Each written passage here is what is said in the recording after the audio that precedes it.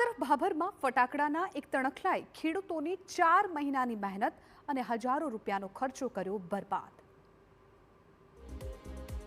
જી હા, હાલ જે આપ ખેતરમાં લાગેલી આગના દ્રશ્યો જોઈ રહ્યા છો તે બનાસકાંઠાના ભાભર તાલુકાથી સામે આવ્યા છે। ભાભરના એક ગામમાં ખેતરમાં ઊભો પાક લહેરાઈ રહ્યો હતો, પરંતુ આ લહેરાતા પાક પર ખેતરની બાજુની સોસાયટીમાં ફટાકડા ફોડતા દરમિયાન અચાનક ફટાકડાનો તણખલો આવીને પડતા તેમાં ભીષણ આગ લાગી ગઈ હતી। આ ખેતરમાં ખેડૂતે જુવારનો પાક વાવ્યો હતો।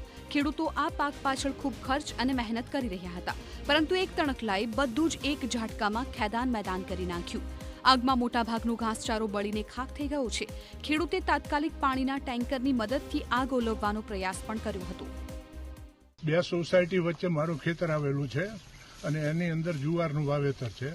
જુવાર સારી એવી ઊભી હતી અને આજુબાજુમાંથી દારૂખાનાના હિસાબે રોકેટો આવ્યા અને એના હિસાબે ખેતરમાં આગ લાગી અને ખેતરમાં આગમાં પૂળામાં 5,000 પૂળા જેટલું ઘાસ બળી ગયું હશે એટલું નુકસાન થયું।